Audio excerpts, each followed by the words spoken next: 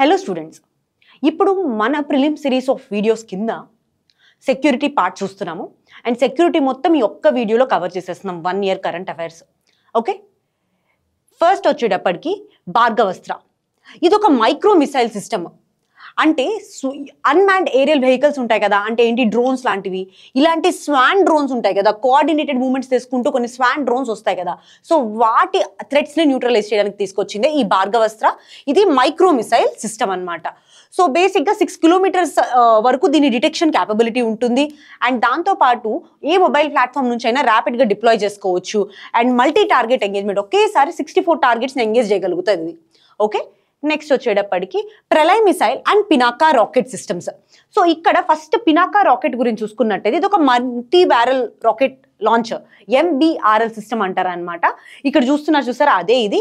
And దాంతోపాటు దీని యొక్క స్ట్రైకింగ్ క్యాపబిలిటీ 75 kilometers ఉంది. దీన్ని DRDO డెవలప్ చేసింది అనమాట. సో ఇది అసలు ఎందుకు న్యూస్లో ఉంది అంటే, రీసెంట్గా రిపబ్లిక్ డే పరేడ్ జరిగింది కదా, అందులో వీటిని డిస్ప్లేకి పెట్టడం జరిగింది, అందుకే ఇది న్యూస్లో ఉంది. ఇప్పుడు Pinaka multi barrel rocket launcher చూసాం కదా, ఇప్పుడు ప్రళయ్ మిసైల్ చూద్దాము.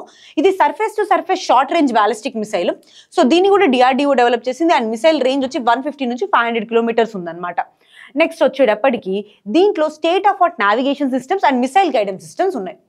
Next euro drone project. India ఈ యూరో డ్రోన్ ప్రోగ్రామ్లో జాయిన్ అయింది. సో బేసిక్గా యూరో డ్రోన్ కానీ Europe medium altitude long endurance remotely piloted air craft system. అంటే ఈ యూరో డ్రోన్ యొక్క ఫుల్ ఫామ్ ఏంటి అంటే European medium altitude long endurance remotely piloted air craft system అని చెప్పేసి అనమాట. సో బేసిక్గా యూరో డ్రోన్లో మొత్తం 4 members ఉంటారు. ఎవరు? Germany, France, Italy, Spain. ఈ 4 members ఉంటే ఇండియా కూడా ఇప్పుడు యూరో డ్రోన్ ప్రోగ్రామ్లో జాయిన్ అయింది అనమాట. సో ఇక్కడ ఏంటి అంటే లాంగ్ ఎండ్యూరెన్స్ మిసైల్స్ని తయారు చేయడం, ఇంటెలిజెన్స్, సర్వైలెన్స్ షేరింగ్ ఉంటుంది అనమాట. నెక్స్ట్ వచ్చేటప్పటికి సంజయ్ సిస్టమ్. ఇది ఒక advanced battle field surveillance system. So ఇక్కడ ఈ సంజయ్ సిస్టమ్ అనేది డెవలప్ చేసింది ఇండియన్ ఆర్మీ అండ్ వాళ్ళతో పాటుగా భారత్ ఎలక్ట్రానిక్స్ లిమిటెడ్ వాళ్ళు. సో ఇందులో ఏంటి అంటే ఈ బ్యాటిల్ ఫీల్డ్లో ఏరియల్ డేటా ఉంటుంది కదా, ఆ ఏరియా డేటాని సెన్సార్స్ ద్వారా సేకరించడము అండ్ యూనిఫైడ్గా బ్యాటిల్ ఫీల్డ్ యొక్క సర్వైలెన్స్ పిక్చర్ని ప్రొజెక్ట్ చేయడమే ఈ సంజయ్ సిస్టమ్ యొక్క మేజర్ అడ్వాంటేజ్. నెక్స్ట్ చూసుకున్నట్టయితే United Nations peace building cooperation 2025-2026కి గాను ఇండియా మళ్ళీ యునైటెడ్ నేషన్స్ పీస్ బిల్డింగ్ కాన్ఫరెన్స్కి ఎలెక్ట్ అవ్వడం జరిగింది. ఒక్కసారి ఈ పీస్ బిల్డింగ్ కమిషన్ గురించి చూసుకున్నట్టయితే 2005లో ఎస్టాబ్లిష్ చేశారనమాట. ఇది ఒక inter governmental advisory body. So conflict affected ఏరియాస్లో పీస్ని సపోర్ట్ చేస్తుంది. మొత్తం 31 member states ఉంటాయి అనమాట. అండ్ వీళ్ళందరూ జనరల్ అసెంబ్లీ నుంచి, సెక్యూరిటీ కౌన్సిల్ నుంచి, ఎకనామిక్ అండ్ సోషల్ కౌన్సిల్ నుంచి ఎలెక్ట్ చేయబడతారు. ఇండియా లార్జెస్ట్ కాంట్రిబ్యూటర్ ఈ పీస్ కీపింగ్ కమిషన్కి. నెక్స్ట్ వచ్చేటప్పటికి search and rescue aid tool Sarath.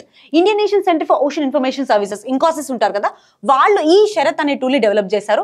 So బేసిక్గా 2006లో మేక్ ఇన్ ఇండియా కింద ఈ టూల్ని డెవలప్ చేయడం జరిగింది. అండ్ దీన్ని మొబైల్ అప్లికేషన్గా కూడా మనకి దొరుకుతుంది అనమాట. ఇదేంటి అంటే సీలో ఇండివిజువల్స్కి కానీ వెజల్స్కి కానీ సర్చ్ అండ్ లొకేషన్ ఆపరేషన్స్కి దీన్ని వాడతాము. అండ్ ఇన్కాసిస్ చూసుకున్నట్టయితే దీన్ని 1999లో ఎస్టాబ్లిష్ చేశారు. ఏంటది? Indian National Centre for Ocean Information services. And ఇది మినిస్ట్రీ ఆఫ్ ఎర్త్ సైన్సెస్ కింద వర్క్ చేస్తుంది. నెక్స్ట్ వచ్చేటప్పటికి ఎక్సర్సైజ్ అంతరిక్ష అభ్యాస్. ఇండియాలో మొదటిసారిగా స్పేస్ డిఫెన్స్ ఎక్సర్సైజ్ ఇది. ఏంటది? ఎక్సర్సైజ్ అంతరిక్ష అభ్యాస్. సో బేసిక్గా 2024లో ఢిల్లీలో దీన్ని కండక్ట్ చేయడం జరిగింది. దీన్ని కండక్ట్ చేసింది ఎవరు? డిఫెన్స్ స్పేస్ ఏజెన్సీ వాళ్ళు, DSA అంటారనమాట. సో బేసిక్గా ఇండియా యొక్క స్పేస్ క్యాపబిలిటీ అండ్ మిలిటరీ ఆపరేషన్స్ని వీటిని రెడీ చేయడానికి ఈ అంతరిక్ష అభ్యాస్ని ఏర్పాటు చేసుకోవడం జరిగింది. నెక్స్ట్ చూసుకున్నట్టయితే ఆపరేషన్ సాగర్ మంథన్. సో దీన్ని లాంచ్ చేసింది ఎవరు? First of all narcotics control bureau వాళ్ళు లాంచ్ చేశారనమాట, Indian navy and Indian coast గార్డ్తో కలిపి.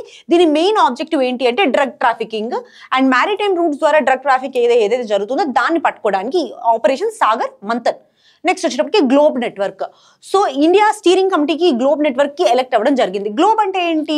Global operational network of anti corruption law enforcement authorities network. ఇక్కడ మనకు అర్థమవుతుంది కదా, ఇది యాంటీ కరప్షన్కి అగెనిస్ట్గా వచ్చేటటువంటి నెట్వర్క్ అనమాట. దీన్ని ఫస్ట్ 2021లో UNGA వాళ్ళు ఎస్టాబ్లిష్ చేసుకోవడం జరిగింది. అదే United Nations general assembly special session against కరప్షన్లో. అండ్ దీన్ని G20 ఫ్రేమ్వర్క్లో కూడా లాంచ్ చేయడం జరిగింది అనమాట. సో ఇందులో దాదాపు 121 members ఉంటారు. నెక్స్ట్ వచ్చేటప్పటికి నాన్ కైనెటిక్ వార్ఫేర్. మనకి రీసెంట్గా న్యూస్లో కానీ ఎక్కడైనా ఈ నాన్ కైనెటిక్ వార్ఫేర్ గురించి ఎక్కువ వింటున్నాం అనమాట. కైనెటిక్ వార్ఫేర్ అంటే ఏంటి, నాన్ కైనెటిక్ వార్ఫేర్ అంటే ఏంటి అంటే, first of all kinetic warfare అంటే ఎప్పుడైనా సరే నార్మల్గా మనం ఈ బ్యాటిల్ ట్యాంక్స్ ఉంటాయి, మిలిటరీ ట్యాంక్స్ తో వార్ఫేర్ చేస్తాము. సో అలాంటివన్నీ కైనెటిక్ వార్ఫేర్ అంటారనమాట. నాన్ కైనెటిక్ వార్ఫేర్ అంటే ఏంటి, ఇప్పుడు సైబర్ ఇష్యూస్ వస్తాయి కదా, సైబర్ అటాక్స్ కానివ్వండి, లేదా మాల్వేర్ అటాక్స్ కానీ, క్రిటికల్ ఇన్ఫ్రాస్ట్రక్చర్ డ్యామేజ్ చేయడం. సో ఇలాంటివన్నిటిని మనం నాన్ కైనెటిక్ చెప్తామన్నమాట. సో ఇది ఒక hybrid kind of warfare. And traditional method kinetic warfare కన్నా ఇది ఇంకా డెడ్లియర్ అయ్యే ఛాన్సెస్ ఎక్కువ ఉంటాయి. సో ఇప్పుడు కైనెటిక్ వార్ఫేర్ ఏంటి, రేంజ్ ఆఫ్ మిలిటరీ వెపన్స్ ఉంటాయి, ఫిజికల్లీ టార్గెట్ ని డిస్ట్రాయ్ చేస్తాము, ట్యాంక్స్ కానీ లేకపోతే ఎక్సెట్రా. సో ఫర్ ఈ నాన్ కైనెటిక్ లో వచ్చేటప్పటికి ఫర్ ఎగ్జాంపుల్ లేజర్ యూజ్ చేయడం, మ్యాగ్నెటిక్ వేవ్స్ ని యూజ్ చేయడం, సో దానివల్ల ఆపరేషన్స్ ని డిస్టర్బ్ చేయడం. సో ఇలాంటివన్నీ నాన్ కైనెటిక్ వార్ఫేర్ గా వస్తాయి అనమాట. రీసెంట్ గా మనం చూసినట్టయితే నాన్ కైనెటిక్ వార్ఫేర్ ని లెబనాన్ లో పేజర్ బ్యాస్ లో కూడా మనం గమనించాము. Next Abed, advanced ballistics for high energy defeat అని చెప్పేసి అబేద్ అనేది డిఆర్డిఓ వాళ్ళు తయారు చేయడం జరిగింది అనమాట. దాంతోపాటు ఐఐటి ఢిల్లీ అండ్ దాంతోపాటు డిఆర్డిఓ వీళ్ళిద్దరూ కలిపి ఈ అబేద్ ని డెవలప్ చేశారు. సో ఇది light weight bullet proof jacket అనమాట. ఇది boron carbide and ceramic material వీటిని యూజ్ చేసుకొని లైట్ వెయిట్ గా ఇండిజీనియస్ గా చేసినటువంటి జాకెట్. ఇది weight less light weight bullet proof jacket. So ఇక్కడ చూసినట్టయితే ఏంటది అబేద్. నెక్స్ట్ వచ్చినప్పటికీ అక్షతీర్ సిస్టమ్స్. ఇండియన్ ఆర్మీ ఈ అక్షతీర్ సిస్టమ్స్ ని ఎక్విజిట్ చేసుకోవడం జరిగింది. సో ఇక్కడ చూసుకున్నట్టు అక్షతీర్ అంటే ఏంటి అంటే air defence control and reporting systems, ADCRS systems అని చెప్తారన్నమాట. ఇది ఒక ఈ డిఫెన్స్ కంట్రోల్ దాంతో పాటుగా రిపోర్టింగ్ సిస్టమ్స్. సో దీన్ని డెవలప్ చేసింది భారత్ ఎలక్ట్రానిక్స్ లిమిటెడ్ వాళ్ళు. సో బేసిక్ గా ఏరియల్ థ్రెట్స్ ఉంటాయి కదా, ఫర్ ఎగ్జాంపుల్ మిసైల్ కానీ రాకెట్ లాంచెస్ కానీ, వీటి నుంచి డిఫెన్స్ గా దీన్ని తీసుకురావడం జరిగింది అక్షత సిస్టమ్స్. సో నెక్స్ట్ వచ్చేటప్పటికి very short range air defence systems. DRDO successful గా ఈ వి షార్ట్స్ అంటారు అనమాట, very short range air defence systems Pokhran range లో టెస్ట్ చేయడం జరిగింది. సో బేసిక్ గా ఇది ఇండిజినియస్ గా అంటే సొంతంగా ఇండియాలో డెవలప్ చేసినటువంటి man portable air defence system. దీన్ని డెవలప్ చేసింది research centre Imarat in collaboration with DRDO laboratories అనమాట. సో లో altitude threats, short range threats ఉంటాయి కదా, వాటిని న్యూట్రలైజ్ చేయడానికి ఈ very short range air defence systems ని మనం వాడతాం అనమాట. Next dragon drone, new type of drone అనమాట ఇది. సో రష్యా యుక్రెయిన్ వార్ లో దీన్ని వాడడం జరిగింది అనమాట. ఇది ఒక unmanned aerial vehicle. So thermite అనేటువంటి ఒక సబ్స్టెన్స్ ని ఇది రిలీజ్ చేస్తుంది. థర్మైట్ అంటే అల్యూమినియం దాంతో పాటు ఐరన్ ఆక్సైడ్, ఈ రెండింటిని మిక్స్ చేసినటువంటి substance thermite substance. So basic గా ఈ డ్రాగన్ డ్రోన్ ఈ థర్మైట్ సబ్స్టెన్స్ రిలీజ్ చేస్తుంది అనమాట. థర్మైట్ యొక్క ప్రాపర్టీ ఏంటంటే ఎప్పుడైతే ఇగ్నైట్ అవుతుందో అది సెల్ఫ్ సస్టైనింగ్ రియాక్షన్ ని క్రియేట్ చేస్తుంది అనమాట. అండ్ ఆల్మోస్ట్ ఇంపాసిబుల్ ఆ రియాక్షన్ ని మనం ఆపడం కానీ, ఆ వచ్చినటువంటి దాన్ని ఎక్స్టింగ్విష్ చేయడం కానీ వరల్డ్ వార్స్ లో మనం వాడడం జరిగింది. అండ్ చాలా సివియర్ అండ్ ఫేటల్ బర్న్స్ అనేవి జరుగుతాయి. ఇంటర్నేషనల్ గా దీన్ని ఇంకా బ్యాన్ అయితే చేయలేదన్నమాట, అది మనం గుర్తుపెట్టుకోవాల్సిన విషయం. నెక్స్ట్ వచ్చేటప్పటికి హెల్ ఫైర్ మిసైల్. ఇండియా యుఎస్ తో పాటు ఈ హెల్ ఫైర్ మిసైల్ సిస్టమ్స్ ని ఎక్వైర్ చేసుకోవడానికి డీల్ సైన్ చేయడం జరిగింది అనమాట. ఒకసారి హెల్ ఫైర్ మిసైల్స్ గురించి చూసుకుంటే ఇవి very short range air to ground missiles, AGM missiles అని పిలుస్తారు. దీని రేంజ్ వచ్చేటప్పటికి 7 నుంచి 11 కిలోమీటర్స్ ఉంటుంది. దీంట్లో precision strike, semi active laser guided missiles ఇది. And broad range of targets అంటే ఎయిర్ డిఫెన్స్ కానీ, పెట్రోల్ బోట్స్ కానీ, ఆర్మీ కానీ, లేకపోతే ఎనిమీ కాంబాట్స్ దేనైనా సరే మల్టీపర్పస్ వార్ హెడ్ ఉండడం వల్ల బ్రాడ్ రేంజ్ ఆఫ్ టార్గెట్స్ ని ఇది న్యూట్రలైజ్ చేయగలుగుతుంది అనమాట. అండ్ నెక్స్ట్ వచ్చేటప్పటికి ఆపరేషన్ చక్రాత్రి. మనం చాలా సార్లు న్యూస్ లో ఆపరేషన్ చక్రాటు ఇవన్నీ వింటూనే ఉన్నాము. సో అసలు చక్రాత్రి ఏంటి అంటే సిబిఐ సక్సెస్ఫుల్ గా ఈ ఆపరేషన్ చక్రాత్రిని లాంచ్ చేస్తుంది అనమాట.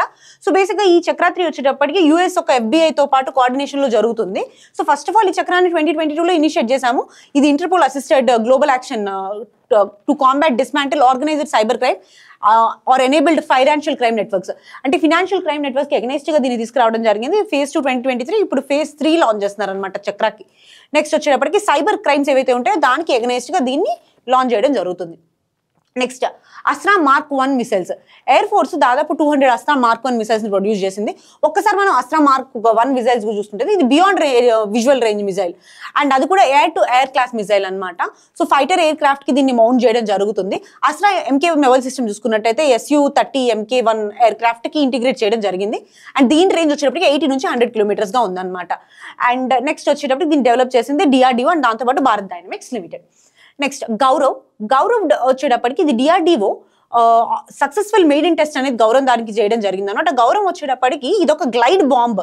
సో దాదాపు లాంగ్ డిస్టెన్స్ టార్గెట్స్ ని కూడా హిట్ చేయగలిగేటటువంటి గ్లైడ్ బాంబ్, దాదాపు 1000 kg క్లాస్ గైడ్ బాంబ్ అనమాట ఇది.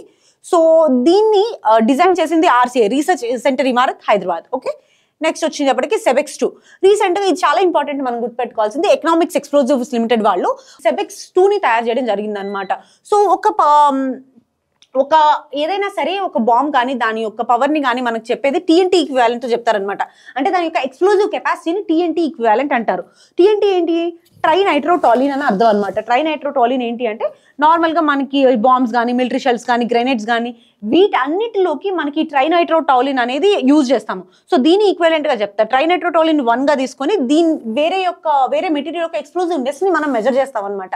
దాన్ని టీఎన్టీ ఈక్వివాలెంట్ అని పిలుస్తారు. ఇక్కడ సెబెక్స్ యొక్క టీఎన్టీ ఈక్వివాలెంట్ వచ్చేటప్పటికి మనకి 2.1 టైమ్స్, అంటే టీఎన్టీతో కంపేర్ చేసుకుంటే 2.01 టైమ్స్ సెబెక్స్ ఇంకా లీతల్ అని అర్థం.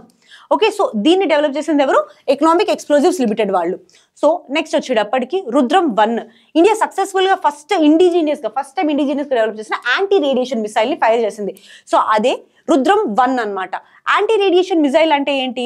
సో జనరల్ గా రేడియేషన్ ఎమిట్ చేసేటటువంటి టార్గెట్స్ ఉంటాయి కదా, అంటే వేరే కంట్రీస్ కానీ ఎవరైనా సరే రేడియేషన్ ఎమిట్ చేసే టార్గెట్స్ ని హిట్ చేసేటువంటి మిసైల్స్ యాంటీ రేడియేషన్ మిసైల్స్ అంటాం అనమాట. దాని పేరే రుద్రము. ఇది air to surface missile system DRDO develop చేసింది ఇండియన్ ఎయిర్ ఫోర్స్ కోసం అని చెప్పేసి. అండ్ నెక్స్ట్ దాదాపు 250 కిలోమీటర్స్ రేడియస్ లో ఉన్నటువంటి టార్గెట్స్ ని, రేడియేషన్ ఎమిట్ చేస్తున్నటువంటి టార్గెట్స్ ని మనం ఇది స్ట్రైక్ చేయగలుగుతుంది. అండ్ నెక్స్ట్ వచ్చేటప్పటికి జొరావర్ ట్యాంక్, DRDO డెవలప్ చేసినటువంటి ఇండిజినియస్ లైట్ వెయిట్ ట్యాంక్ అనమాట జొరావర్ ట్యాంక్. అండ్ LNTతో పాటు కలిసి వీళ్ళు డిజైన్ చేయడం జరిగింది. ఇది ఆర్టిఫిషియల్ ఇంటెలిజెన్స్ అండ్ అట్లా అడ్వాన్స్డ్ టెక్నాలజీస్ ఇంటిగ్రేట్ చేసుకోవడం జరిగింది అనమాట. అండ్ దీన్ని ఎక్కువగా మౌంటైనస్ రీజన్స్ లో మూవ్ అవడానికి డిప్లాయ్ చేశారు. నెక్స్ట్ వచ్చేటప్పటికి నాగాస్త్ర 1, ఇది ఒక డ్రోన్ అనమాట. First indigenous loitering munition suicide drones Nagastra 1 అంటారు. సూసైడ్ డ్రోన్స్ అంటారు అనమాట దీన్ని డెవలప్ చేసింది ఎవరు అంటే solar industries economics explosives limited Nagpur వాళ్ళు డెవలప్ చేశారు. అండ్ దీని యాక్యురసీ అంటే చాలా పర్సిషన్ స్ట్రైక్స్ ఇస్తుంది. దీని యాక్యురసీ అప్ టు 2 మీటర్స్ వరకు పర్సిషన్ స్ట్రైక్స్ ఇస్తుంది అనమాట.